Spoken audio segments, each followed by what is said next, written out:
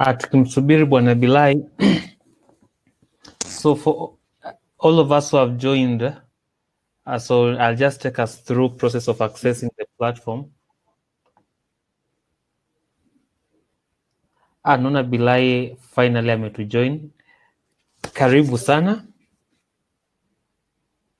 Thank you. Okay, I'll hand over the program to you.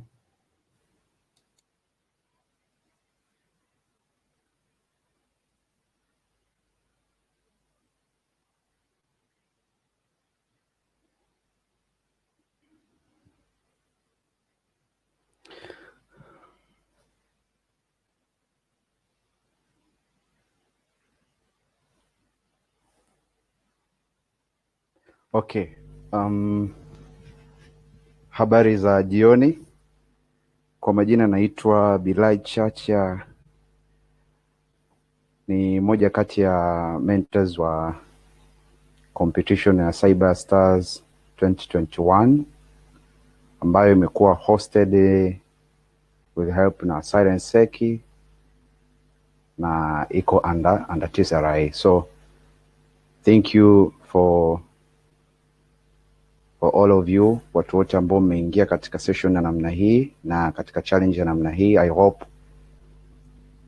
it will be a good platform for everybody to equip na practice about cyber securities. So mimi ni mmoja kati ya founder wa Cyber Jamii. Cyber Jamii ni an organization ambayo inajaribu kutoa awareness kuhusiana na mambo ya cyber security in Tanzania.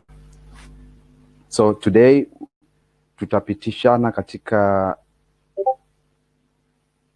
katika workshop mbili ambazo zimeshafanyika 1 and 2 ambazo zilikuwa zikijenga katika mambo ya Linux, basic Linux. Na hapo ndipo tutakapojikita today. Sasa naomba tu nijue ya kwamba all of you can see my screen. I hope everybody mnaona screen yangu. So in Linux kuna basic commands ambazo huwa zinatumika daily to day. So hizo ndizo tutakazokuwa tukiziangalia. One of it inaitwa pwd, ambayo hiyo inajaribu tu kuprinti directory ambayo user ambaye amelogin yupo katika hiyo directory. So it's sent for print working directory. cd ni command ambayo inatumika kuchange directory. If you want to change from maybe home directory to maybe etc directory. I'm not sure if you're scrolling your screen, bado naona tuko basic Linux commands. Oh. There. Or maybe it's only for me.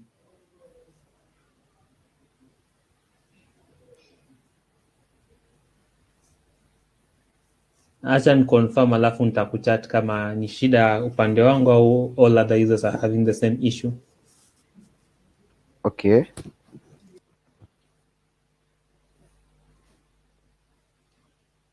So for cd command is just to change directory. ls is for listing content within a directory. So you may specify, maybe I want to list a directory as a home, then you may say list, and then you put the directory ambao unahitaji kulist hizo content. For creating, that is to create a directory, not a file. mkdir means to create a directory, and to remove the existing one, then you say remove directory, rmdr. I put file, but it is not file. Makosa tu kidogo. So when you want to display the content within a file, tunatumiaga cat command. So you may use cat command ambayo inatumika ku read a file na kuidisplay katika terminal. And then if you want to edit a file, you use vi But if you want to count maybe words or line in a file, you use WC. Bilai, Yes, Lawrence. naona bado tupo kwenye page 1, basic Linux commands. So let me reshare again. Okay.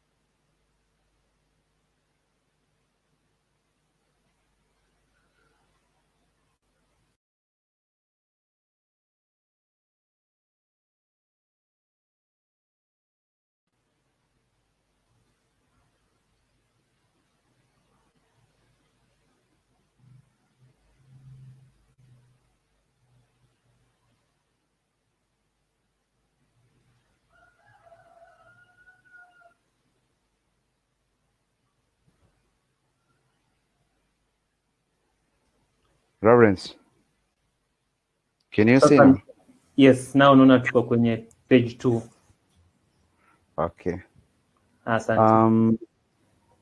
So if you want to count the words or line in a file, you use the command WC. Let's go to another slide, which is the searching for the lines Bilai, within. pole kwa kusumbua. Tunaweza anza from page 2. Okay. Tafadhali, for those of us who missed. Yes. For the page 2, thank you. Here we just want to see the commands ambazo zinatusaidia katika when we want to browse the directory tree and managing files. So pwd, it's used to print the working directory. Kama nikihitaji kujua nipo katika directory gani, I can use pwd kujua directory ambayo nipo. Okay, another one is cd. cd used to change directory. If I want to change directory from maybe /etc, I want to go labda maybe katika /home, I can use cd /etc. Then I will go to etc directory. ls means you want to list the content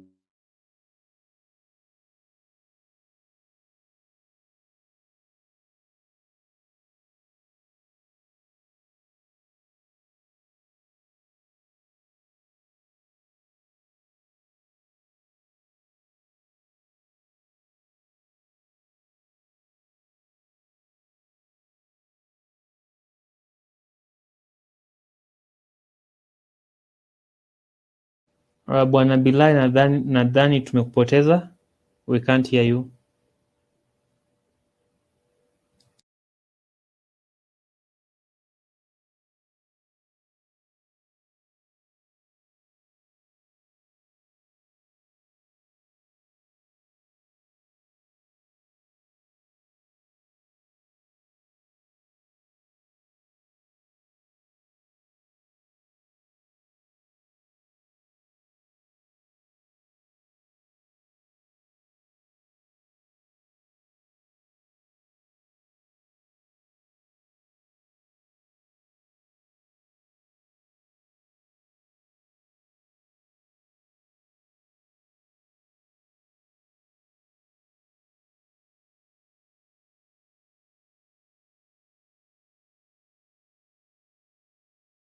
You have lost Bwana Bilai. Let me see if I can get hold of him. Apologies for hizo changamoto.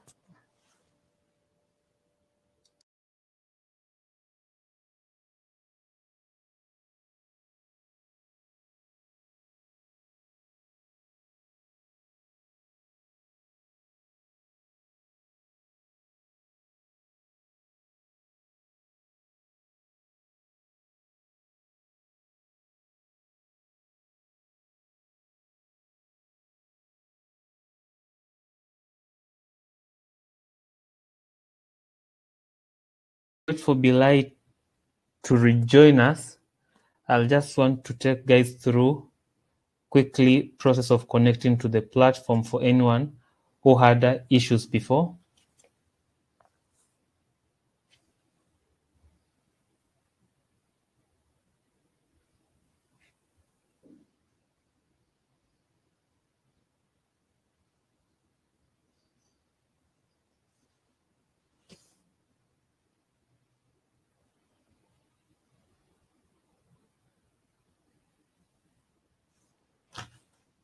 Okay, so this was workshop 1. So for anyone who wanted to access this scenario, all you had to do was click on start, then proceed.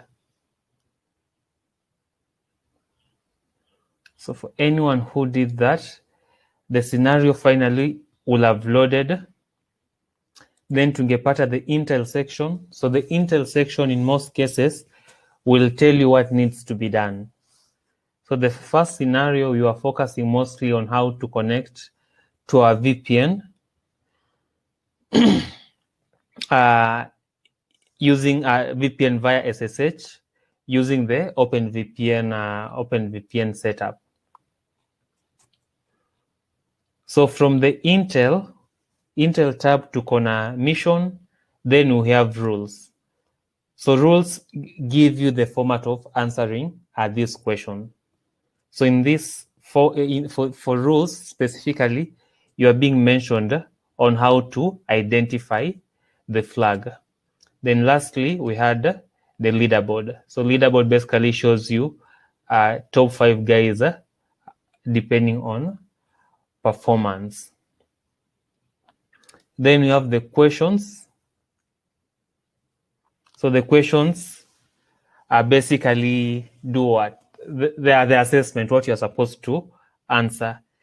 Ukikuja kwenye question hapa chini, it also gives you the attempts that you are left for each question.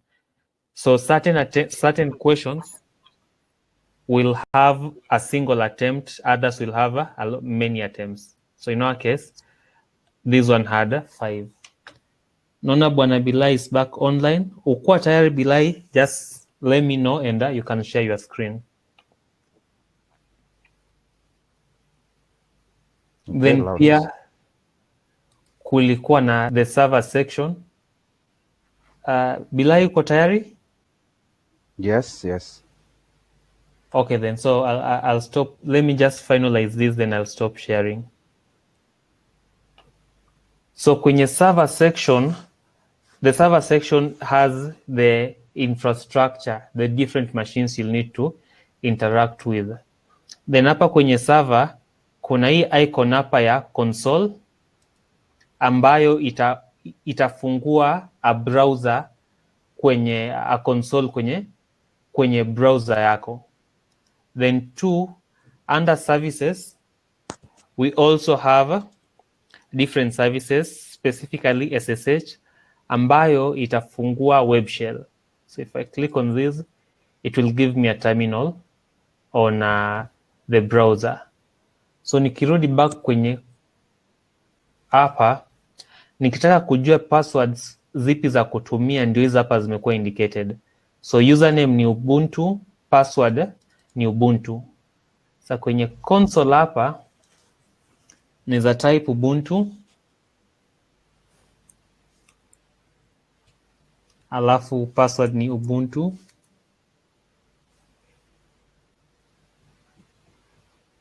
Let me see, what am I missing? Ubuntu. Let me increase my screen.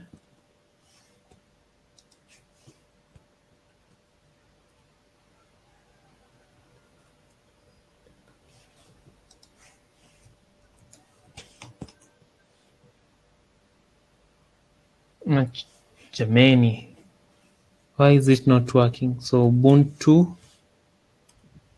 then Ubuntu.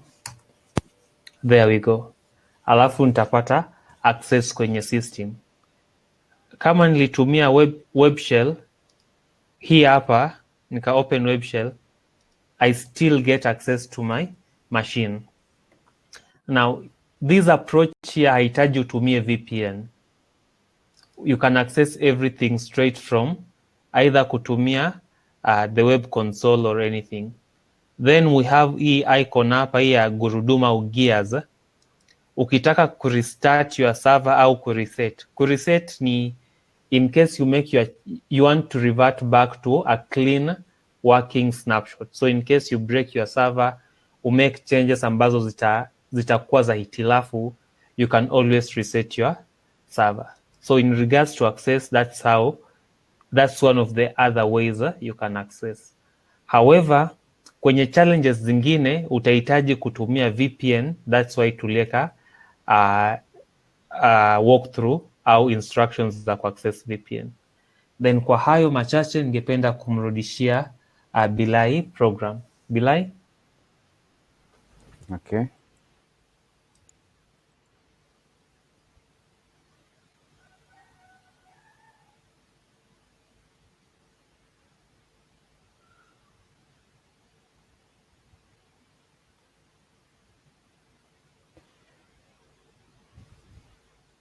Okay, tunaendelea na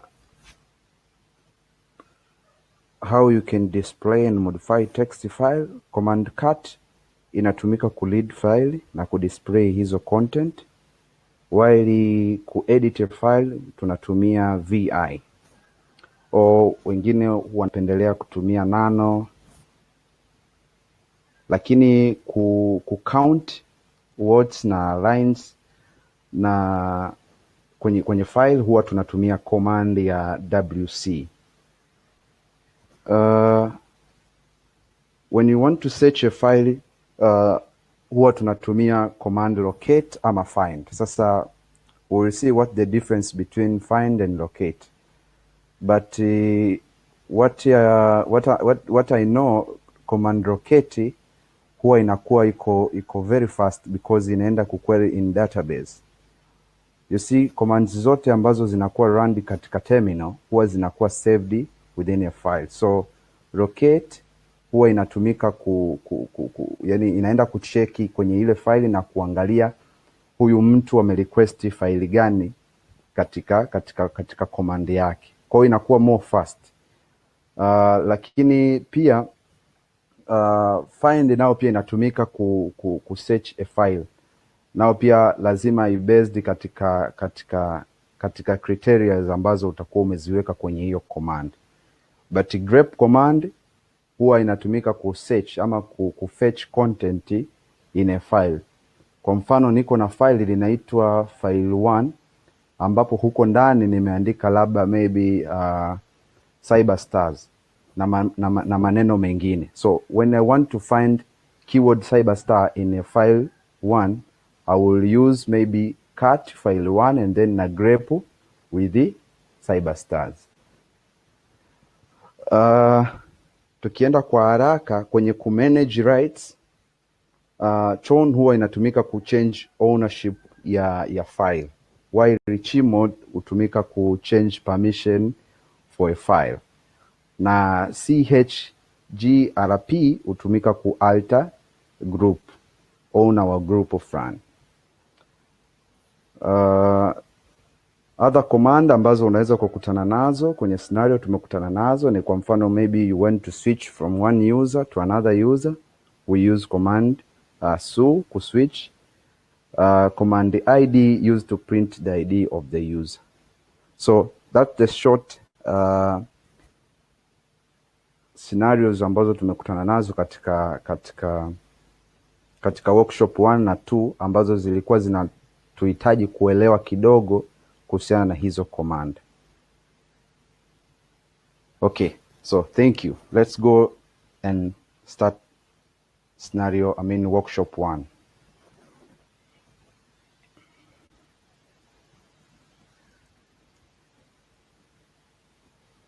Nita login kwa platform.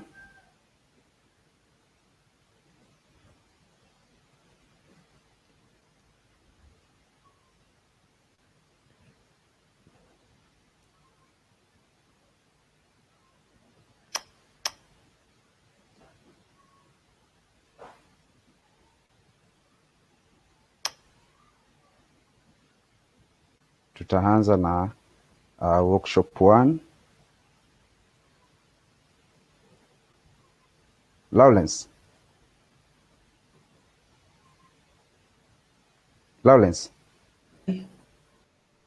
Okay. Kumbe unanipata. Nikajua najisikia peke yangu. Hapana. Ukiwa kwenye hii room unajisikia uko peke yako sana.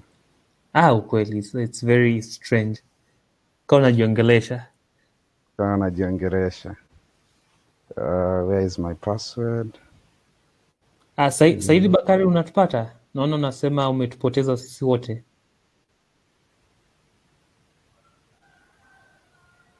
Lawrence, hebu nitumie password kwa sawa, hamna shida. Ya kwanza.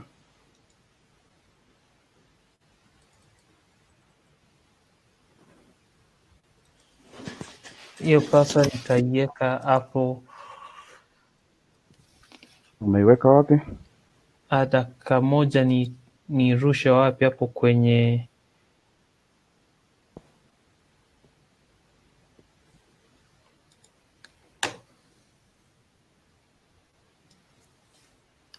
naiweka hapo kwenye chat.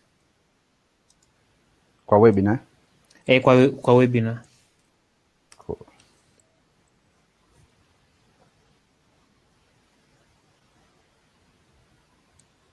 Ndio hapo juu. Shwari Bakari.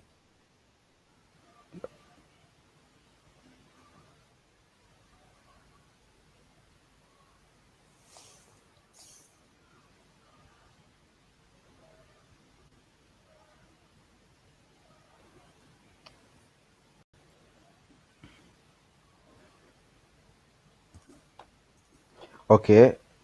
Nadhani Lawrence ulitupitisha kidogo kwenye introduction.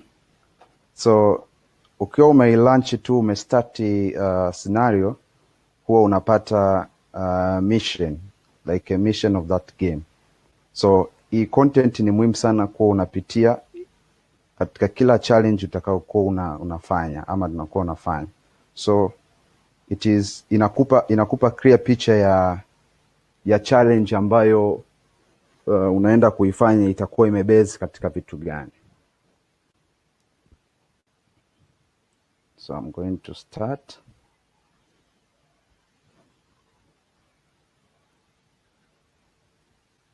So if you want to use VPN, kuna hii tab ya VPN hapo, unaweza download hiyo certificate.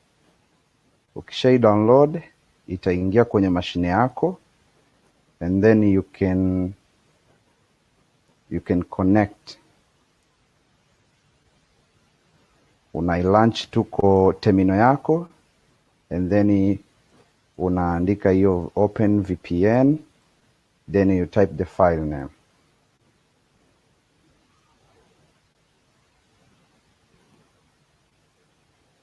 So ukishaona hii initialization sequence completed, hapo tunajua kwamba 03 handshake tayari zishafanyika.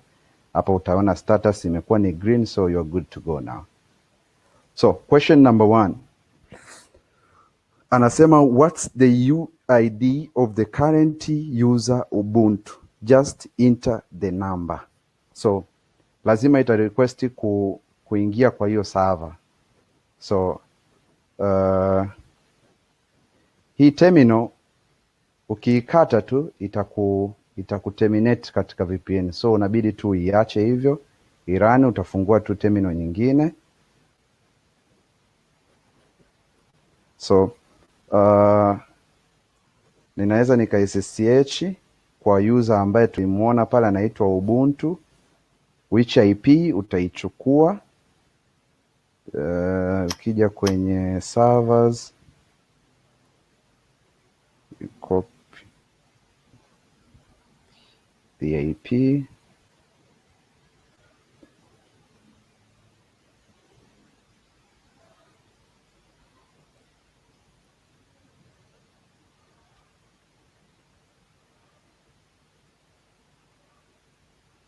you put the password Ubuntu. Yes. So tuko hapo sasa. So kama tunakumbuka command ya kucheck ID ya user, you just write to ID, ukiprint inakuletea ID ya huyo user. So in this block of the information ambayo imetuletea huyo user, UID yake ni 1000.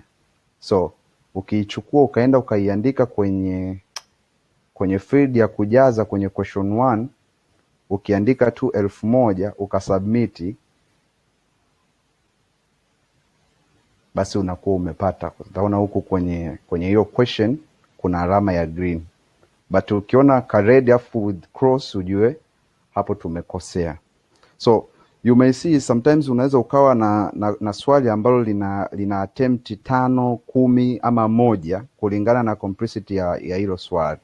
Kwa mfano kama hapa, kama tungekuwa tumekosea, tungekuwa tumebakiwa na attempt 4, kwa sababu hii ilikuwa ina 5 attempts. Okay, tukienda question namba 2 anasema explore your current working directory to find the flag. So tunakumbuka kuhusiana na issue za kubrowse working directory. Kwa mfano kama hapa nikitaka kujua niko kwenye directory gani, nitasema tu pwd, itanionyesha kwamba niko kwa home alafu then Ubuntu. So niko katika Ubuntu user wa Ubuntu home folder yake. So when I want to list the content ya huyo user, ninatumia tu ls. Ukiweka switch ya L means unafanya long list. Kwa hiyo hapa itanionyesha kwamba nina faili ngapi katika hiyo directory ya Ubuntu. Naona kuna folder moja linaitwa lab. Kwa sababu gani nimesema ni folder? When you see the result ambayo imeirudisha hapa, hii letter ya kwanza kabisa hii ukiona ni D, basi ujue hapo that is a directory. So I can change directory kwenda kwenye hiyo lab 1 kwa kutumia command ya cd, then nitairudia ile command kuangalia nina file gani katika hiyo directory. Ninaona kuna faili 3 ambayo moja ni big flag and then flag.txt. Those are files. Kwa sababu gani? Ukiangalia hapa kuna dash, hakuna D. So when I want to cut a file, kwa sababu ameniambia nitafute flag katika ile current working directory. When I want to cut maybe a file flag.txt, nataka kujua yuno ndani kuna nini, natumia command cut and then na specify file ambayo nataka kurecut, and then naikuta flag ambayo imekuwa written to that file. So when I copy this flag and paste it to the question and then I submit, that's correct. So swali kabla tujaendelea, swali la 3.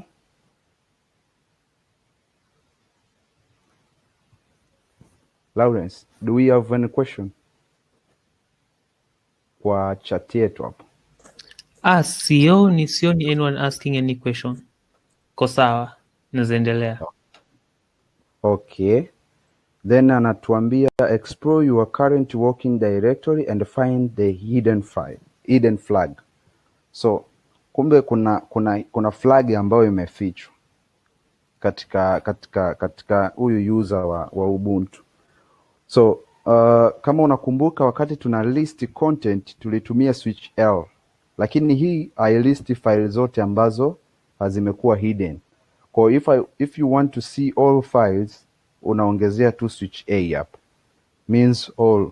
When you list, then you find the file ambayo imeanza na dot. Ukikuta file imeanza na dot, basi ujue hiyo ndo hidden file yako. And the good thing alirename katika jina la hidden flag. So if you want to cut the content of the file, unaandika tu the name of the cut command and then the name of the file. but remember to put the dot. So content ambayo imekuwa hapo, we find the flag. When you copy and paste to the question,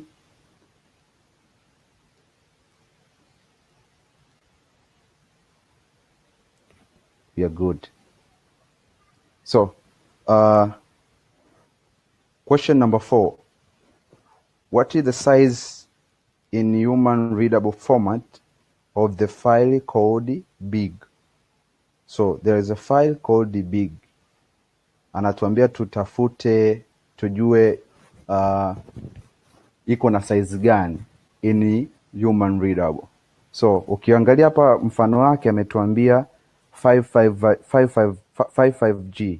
So na sisi huku tukitaka kujua size ya files ambazo zipo kwenye directory fan, we list but we put switch H. L means long list and then H means human readable. So file big ili hapa liko na size hii hapa 460 KB. So when you copy and then paste to the question, yes, we are good. So kwa kumalizia, nadhani hii ndio itakuwa command ya list ya mwisho. Anatuambia kwamba how would you use the ls command to list the files in order of the file size from the largest to the smallest.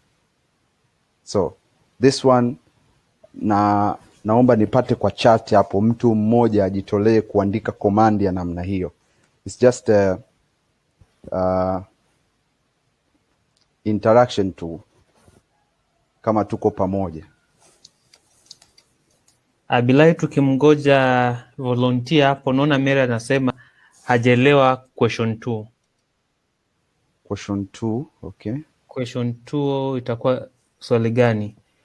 Read the flag. Okay. Yes. Read the flag.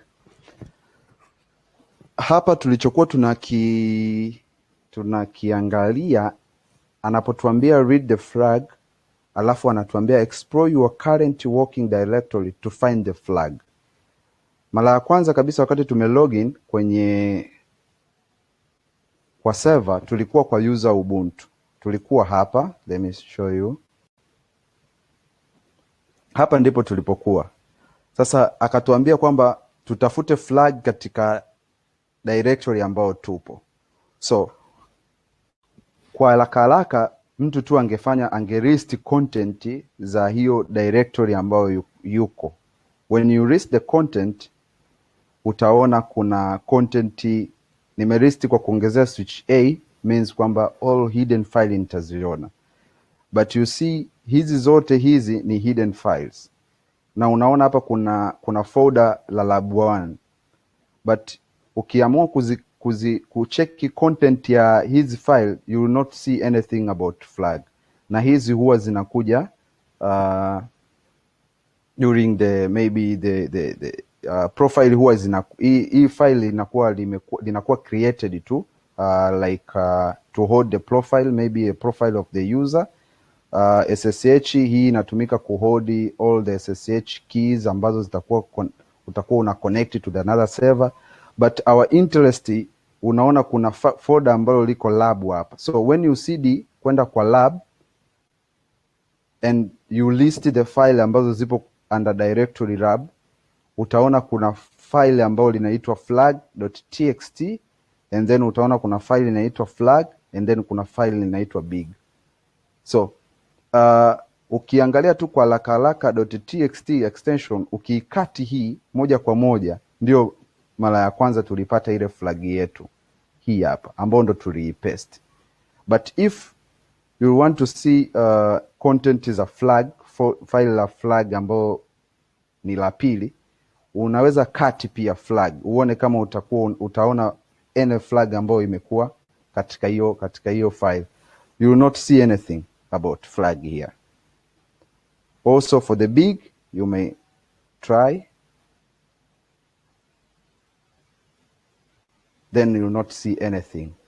So kumbe hizo content zilikuwa katika hilo file ya flag.txt. This one. That's the question number 2. Lawrence, tumepata volunteer yote kwa question number 5 before tuja move on.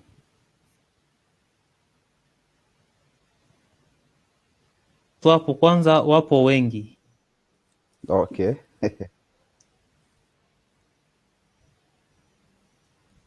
Ukiangalia kwenye chat hapo unaona Black Sky pia ametoa jibu hapo, Joachim, Savila, Simon.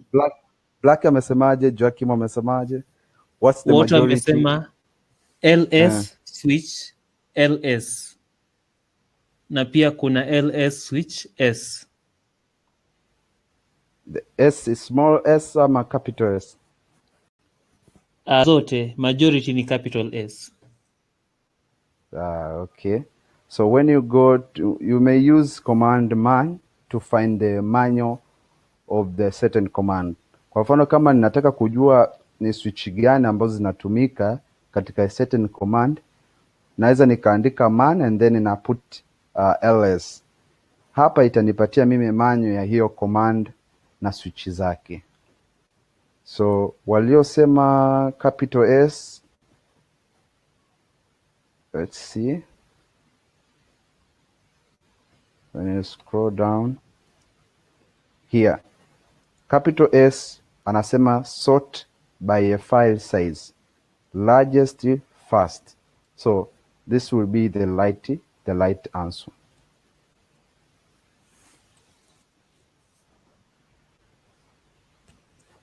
Kuna mwingine alisema tofauti?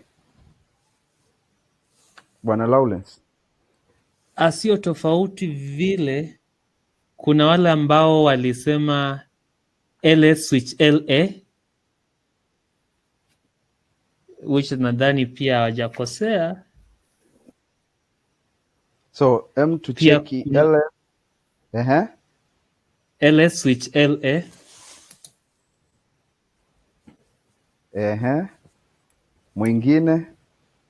Mwingine akasema LS switch S, capital S. Capital S. Mwingine pia akasema LS switch LAS small s.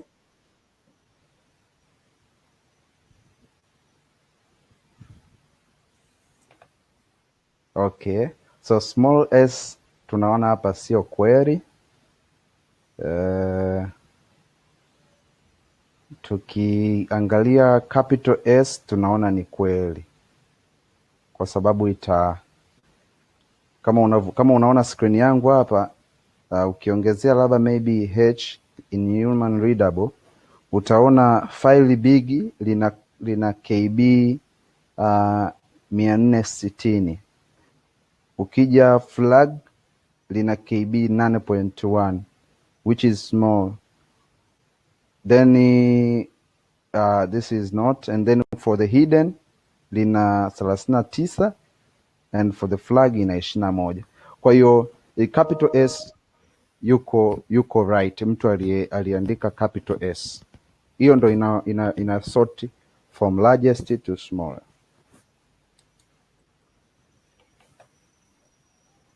Okay. So let's go and move haraka, tuko na maswali mengi kidogo. How many lines does the etc/password file contain? Hapa tunatumia command ya wc kwa ajili ya kucounti hizo lines. So when you write wc, then unatumia switch L, means you count the line, and then you specify the directory, tuambia etc and then password. Tunapata 30, imeprint hapo 30. Kwa hiyo ukija ukiandika 30 hapa itakupatia jibu nalo. Let's move. Which command can be used to send a message to another user on the same system? Okay, command wall inatumika kutuma message kwa users. You may write maybe man wall to see the manual of that command. Utaona hapa nasema write a message to all users. So when you put wall means unatumia message to all users ambao wako kwa system. Last question. Some program do not have help option. However, they might have a manual entry. Can you find the flag? That's tricky.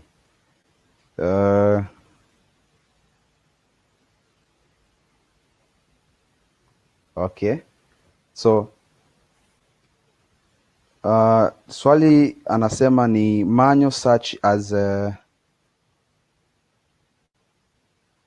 RTF are quite useful. So when you mimi ningekuwa nimepewa question kama hiyo, ningejaribu kuandika tu man and then I put flag command to see if I can find the flag to the manual.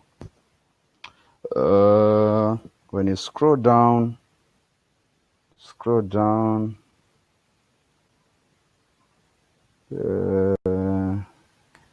here the flag. The flag anasema flag read the freaking manual. So when you copy this content and then you paste.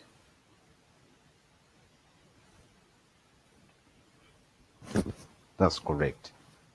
So hizo ndio challenge ambazo zilikuwa kwa workshop 1, na moja kwa moja bila kupoteza muda tunaweza shift kwenda kwa workshop 2 kama hakuna swali lolote.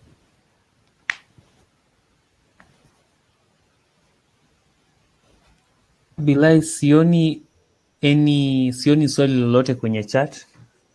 No. Then we can switch to workshop 2. Okay.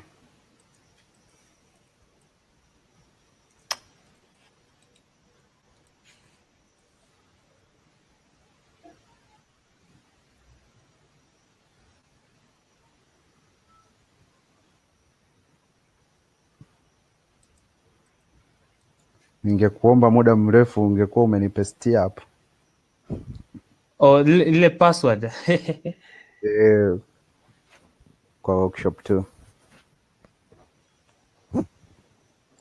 I may paste hapo kwenye chat. I hope it's the correct password.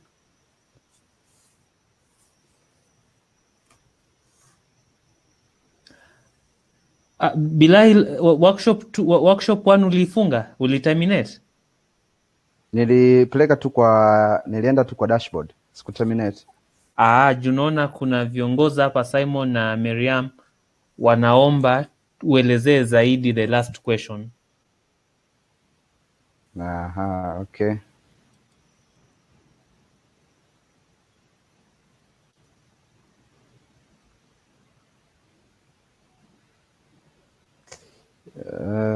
Computer.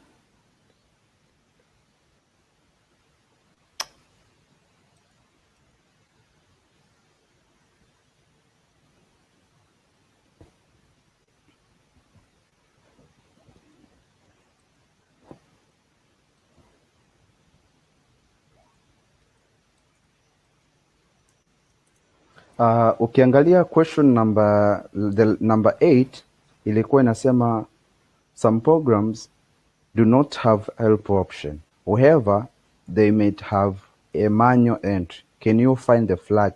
So hapa kama alikuwa anatuonyesha umuhimu wa kuwa tunaangalia manual, yani kulead manual ya command fulani. Sasa mimi kwa haraka niliandika tu man and then nikaputi flag because tunachokiongelea hapa it's all about finding the flag. Sasa nikasema kumbe kuna umuhimu wa kulead manual. So let me read the manual for the command flag.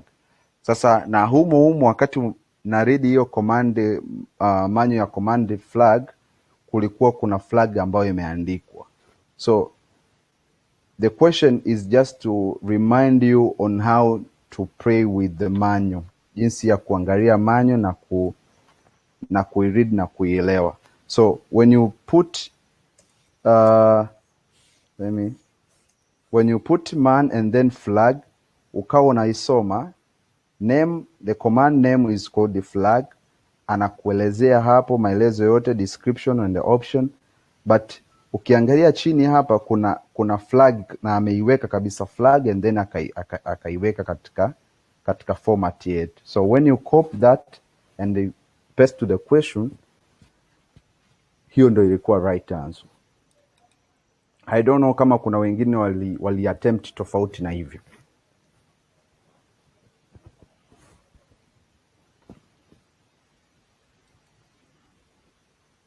So nadhani hapo itakuwa sawa.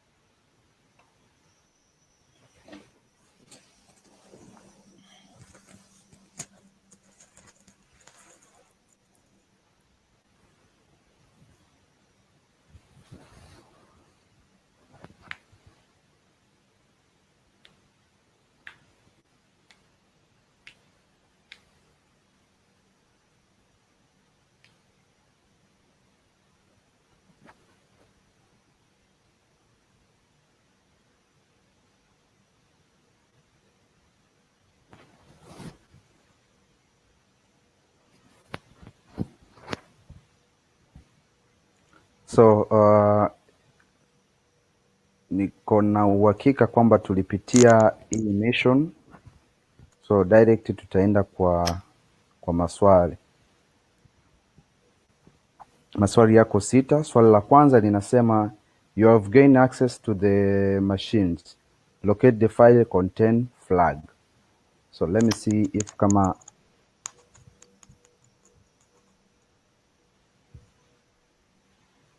I'm using the same IP.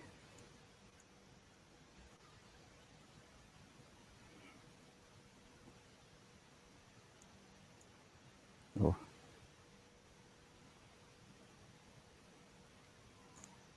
Okay.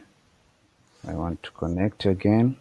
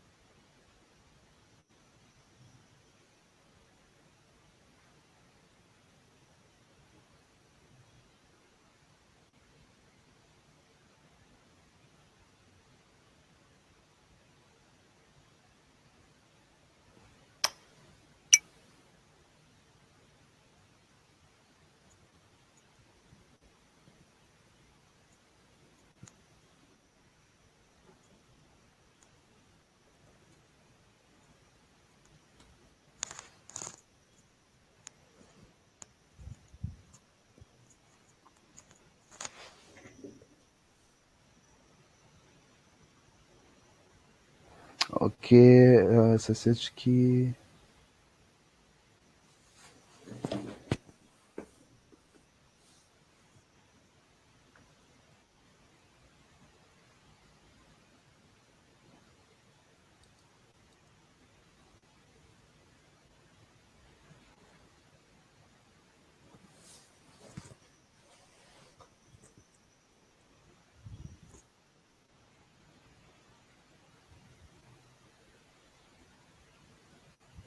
Okay. So the question is, you have gained access to the machine. Locate the file contain flag. So when I put locate and then I specify the file called flag, inaniletea faili mingi sana ambazo ziko na flag. Tunaanza na hii hapa directory ya Sombra, and then kuna hizi zote hizi zina flag, lakini unakuta labda ina extension maybe, kwa mfano kama hii ina flag.h, lakini unakuta kuna nyingine, kwa mfano kama hii hapa ina val lib vim addons and then flag.txt. So maybe when you want to cut, you just cut file ambayo iko na txt.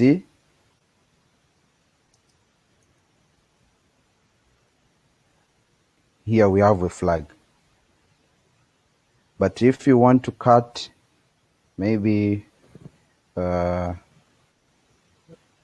hii file ambayo iko kwa Sombra, hii ni lazima hii file imeandikwa katika user ambaye anaitwa Sombra.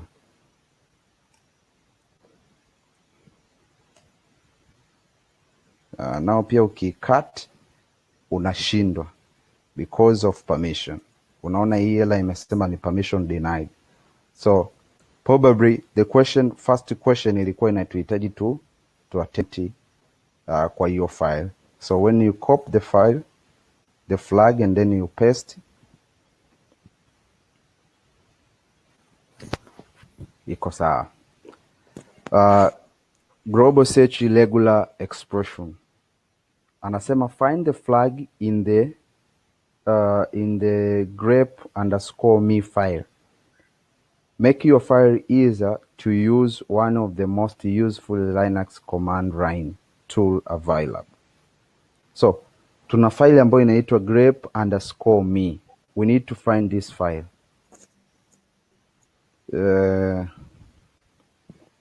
If you locate, then you say grep_me. Just that one. Hatujapata file.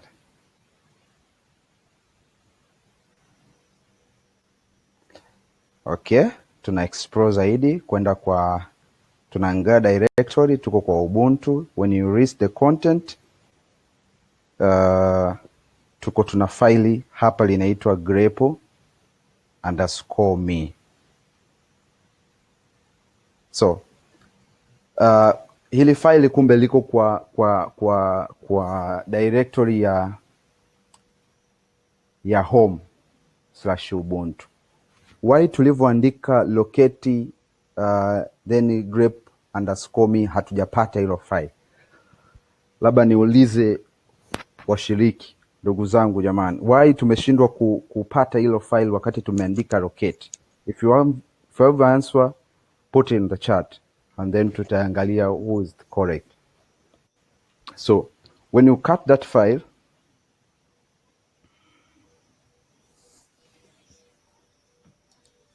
unaona kuna mambo mengi sana kwenye hii file, lakini sisi tunajua kwamba kuna format ya flag yetu. So we can grep, kama tunakumbuka tuliona kwenye slide zetu, just grep and then andika flag. Inakureturn a line ambayo itakuwa imecontain hiyo flag as you see. So when you copy and paste,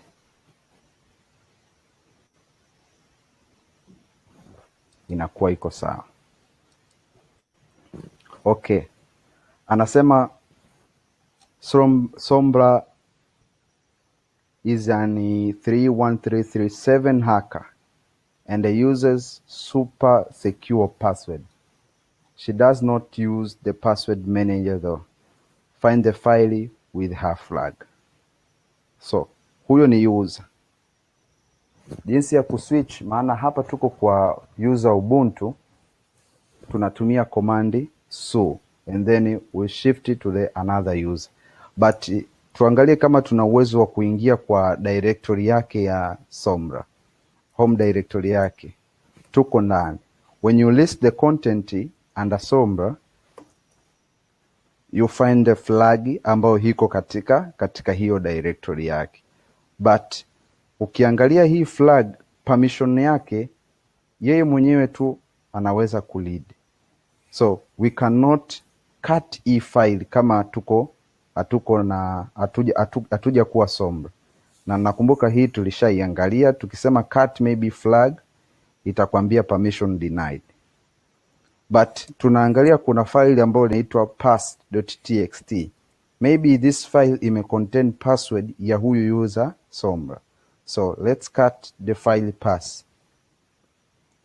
Ukicut, then you find the content. Try to copy that content. And then ninasema let me be sasa ni switch kwenda kwa Sombra. User Sombra. Itaniuliza password ya Sombra. I paste that password. You see, now niko Sombra. So, pwd to print the working directory, niko ya home ya Sombra. And then when I erase the file, I get the file flag. When I cut that file, now I see the flag ya huyu Sombra. So, ukicopy hiyo, ukaja paste hapa, that will be the correct answer. Question number 4, anasema Sombra is an 31337 hacker, but the beginner developer. Poke around and try to see if you can run her encrypted Python script to get a second flag. So, hii flag imefichwa katika script ambayo anayo huyu jamaa. Lakini ukilisti kwenye hiyo content yake, kuna directory ya flag. Why nasema ni directory? You see D hapa mwanzoni. Let me try to see kuingia kwa hiyo directory. You see, you get permission denied. So, kama unakumbuka tuliangalia managing rights command ambazo zinatumika. So, ili mimi niweze kuingia kwa hii directory na kurani hii script, ninaweza nikasema chmod switch r and then I put maybe 700 and then dev. Now let's see the rights. Long list sasa hivi unaona imeongezeka, kuna kuread, kuwrite na kuexecute. Kwa hiyo huyu anaweza read, kuwrite na kuexecute under this directory. Let's try now to cd. Now tumeweza kuingia. Ukilisti kwenye hiyo file unakutana na file ambayo inaandikwa run me if you can, ambayo ni Python script. Angalia permission yake ya hiyo file. Je, you can execute? Still bado you can execute this file. So to execute that file, you put dot and then slash and then you put the name of the file. Ukiexecute inakupatia flag hii hapa. So copy that flag and then go and paste to the question.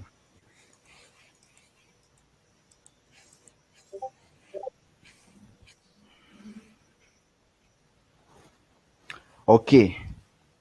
Swali la pili anasema Sombra is a super user.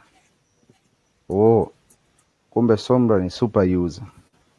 So, ukiandika sudo -su means you become a root. Itakupatia let's see what we get.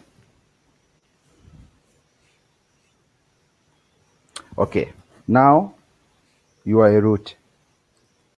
Ukiangalia hapa mwanzoni uko root.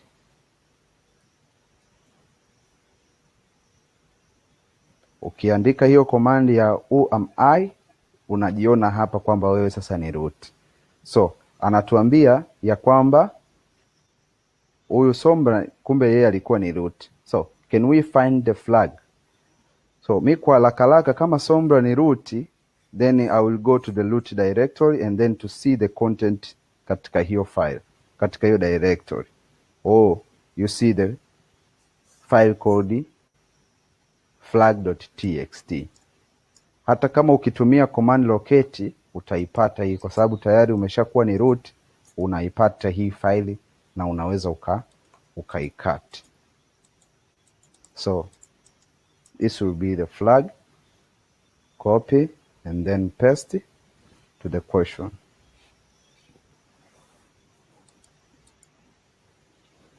The last question. It's appear location is not everything. Find the flag, but make sure you have permission to look. Okay. So, anasema kwamba locate sometimes inaweza ikawa isikupatie result nzuri, but find pia huweza ikakupatia greater results. So can we command hizo knowledge na kucheki kama kuna switch cases za kutumia ili kupata flag ambayo anatuambia. For me, ningeandika find and then I put find to the directory which is the root directory, and then I specify the type of the file ambayo nataka kuitafuta. Just a normal file, I put F, and then I specify the name of the file. I'm suspecting the file name will be flag. Let's see how imetuletea empty. So I put maybe flag.txt, just try. Oh, you see this one. Kuna hii directory ya add-ons, na kumbuka hii flag tayari tulishailead. Kuna hii hapa flag ya home ya Sombra ambayo hii ni tayari. Kuna hii hapa ya mwisho ambayo ilikuwa ni ya root, hii ndio tumemaliza. Kuna hii nyingine ya user share Python, alafu then mwisho ina flag.txt. I will be curious to see kama kutakuwa kuna flag kwenye hii file yetu. So if you copy and then you try to cut that file, you see kuna flag. But let's see the permission ya hiyo file. Sorry. You put switch L. Ilikuwa tuna uwezo wa kuiread, kwa hiyo ndio maana, lakini usipokuwa root you will not read this file. Kwa hiyo if you copy this flag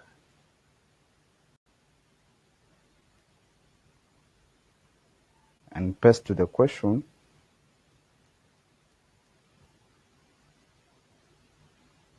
you're okay.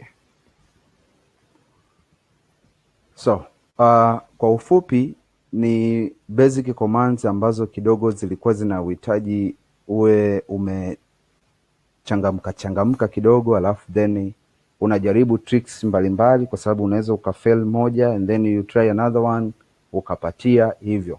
So that's how the workshop 1 and 2 ilivyokuwa. So thank you Lawrence, narudisha kwako.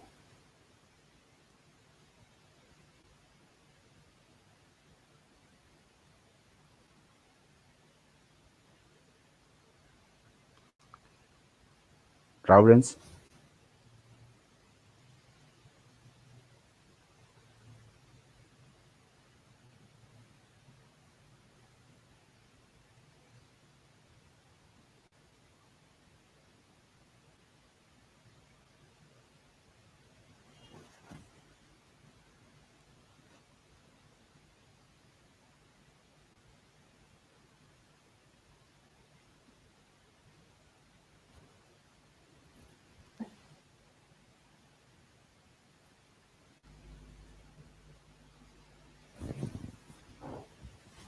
Lawrence.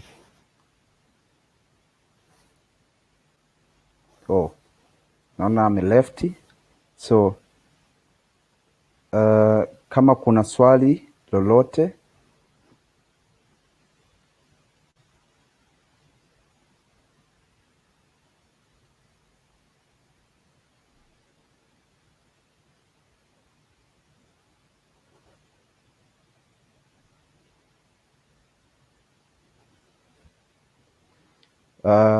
Good Brighty unauliza what the privilege of being in the root directory. You have to be root.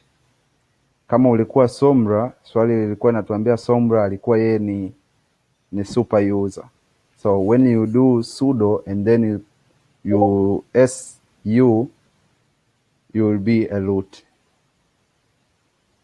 Kwa hiyo una uwezo sasa wa kuangalia directory za root from there. Lawrence, tulikupoteza kidogo, karibu. Asante. Changamoto ya mtandao. Okay. I hope you can see the charts za watu. Naziona. Naona kuna Joakim anauliza, kuna swali uliuliza kuhusu locate, anaomba you explain. Niliuliza kuna momenti tulitumia locate and then tuka specify file ambayo tunalitaka, haikutuletea. That's why question ilikuja hapo. Why? But when you list the content in that directory, lilikuwepo hilo file ambayo tunalilocate kwenye ile command ya locate. That was the question, Joakim. Simon, I will share the slide. Nadhani kwa Discord pale tunaweza share file, Lawrence, right? Naam, inawezekana. Okay. Pia naona Black Sky anauliza kwa nini sijui kama explain kwa nini locate was unable to find the grepme file. Kwa nini ulilocate grepme kwenye user husika na haikuja? That was my question too. Ningekuuliza wewe pia, Black Sky. Na hiyo ndo mimi nimeuliza hapo. Kwa nini tulitumia locate alafu haikuja while tulivolist kwenye ile file tulilipata? But I hope kama tungeandika find and then the file name ingekuja.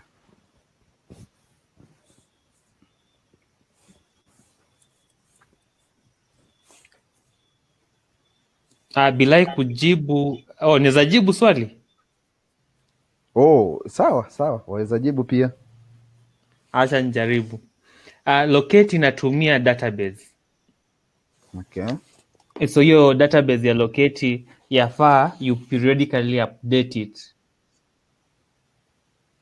So tuseme kuwa niki-add file leo kwenye system yangu, nisipo update database ya locate, hata ufanye locate tuseme grepme, locate haitafanikiwa kupata hilo file. Yes. However, ukicompare na tool kama find haitumii database, tasemaje, ina search system in real time. Okay, naona kuna swali lingine nasema, can we solve the last question use locate? Kama Lawrence alivyojibu, kama itakuwa updated kwa database on the thing ambayo unaitafuta, you will find that location of the flag. You will find that file ya flag. But kama haitakuwa updated, you will not see this directory ambao kuna hiyo flag. Let's use locate. I think ama nimekuwa terminated.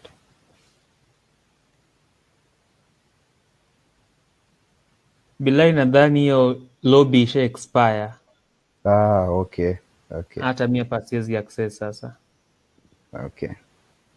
So it's a good thing kuwa unajua ya kwamba locate sometimes inaweza isikupatie majibu, so it's better pia unafahamu find.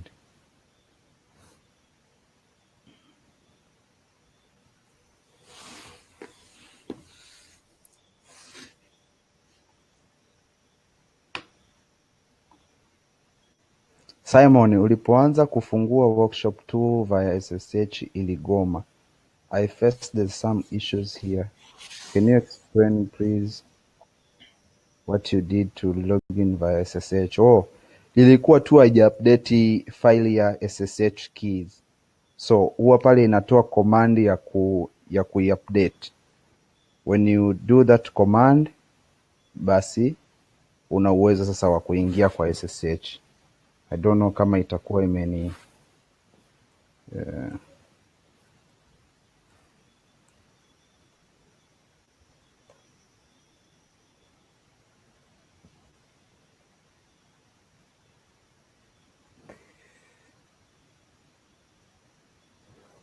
So nadhani Simon, just to update, you need just to update the SSH host file.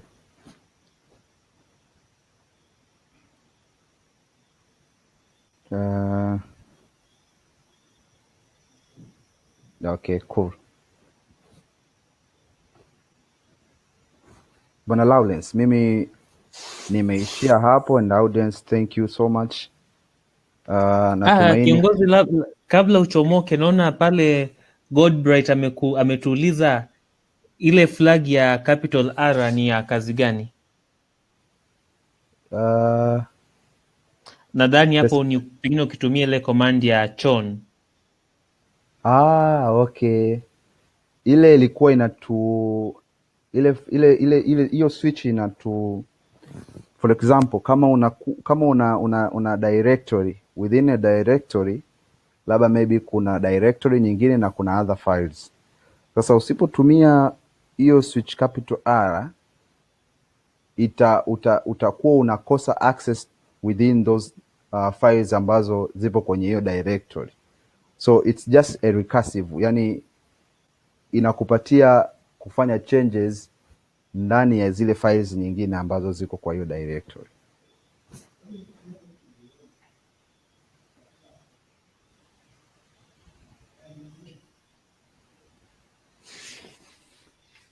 Basi kiongozi, sioni maswali mengine from any other participant, so nitakuacha umalizie. I think I cut you short. Okay, yes. Kwa this session tutakuwa tumeishia hapo guys. I hope Lawrence tayari ameshatupatia go ahead for workshop 3, and workshop 4 itakuwa ni tomorrow. So get time, pass kwenye hizo challenge, go further, kwa sababu in semifinal tutakuwa na correction ya hizo workshop zote. So I wish you good luck guys, and thank you. I was forgetting something. Remember to go katika page ya SilentSec in Instagram, LinkedIn, just connect with them. Go to TZSET, connect with them. Go to TCRI, connect with them. Go to CyberJamii, connect with them. Just like and follow them ili uweze kupata updates mbalimbali ambazo zinakuwa posted na hizo pages. Thank you. Lawrence, kwako. Kiongozi, tumeshukuru sana kwa muda. Naona pale Ahmed ametuuliza pia question 5 workshop 1. Question 5 ilikuwa inauliza how will you use the ls command. So the command to use was ls switch capital S for you to do the listing. However, kama umekuwa a veteran pale mambo ya system administration, kuna additional various way you can also go about this. Kwa mfano, bado unaweza andika ls switch LAH capital S and it will still be correct. Kitu cha muhimu ni kuwa lazima kukuwe na capital S hapo kwenye command yako ya ls. Ahmed, natumai nimekujibu. Pia ni shed light kwenye question 5 workshop 2. Dakika moja hapo ni kuconfirmie, ni I confirm.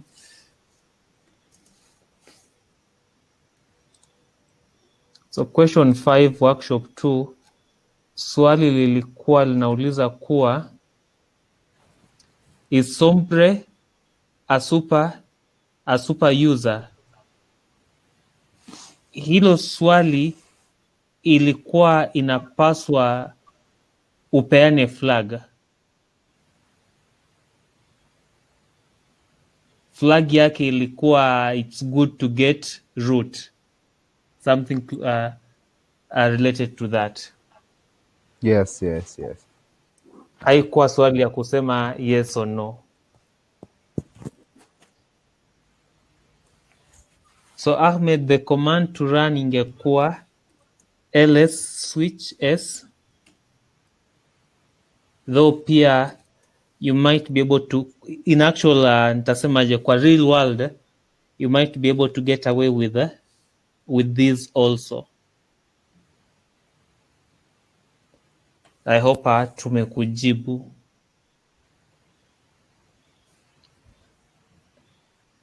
So if there are no additional question, I'd like to thank you very very much. Naona pia hata mimi napewa changamoto kidogo, Kiswahili changu kinazidi it's not improving, but naona kuna mwangaza at the end of the tunnel.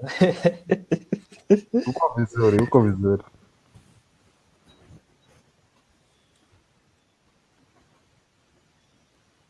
Sawa basi, kwa hayo marefu au machache ningependa kututakia jioni njema. Tumepeana links za workshop 2, workshop 3 ambayo tayari ishaanza. Workshop 4 itaanza kesho, so get time, work on them. The workshops are slightly more challenging, na kwenye hizo workshop 2 tumeongezea mashini ya kali, so mkitaka kuitumia pia kuna hiyo uwezekano. Nitakuwa na end webinar sahi. All in all, thank you so much and have a lovely evening and rest of the day. Bye.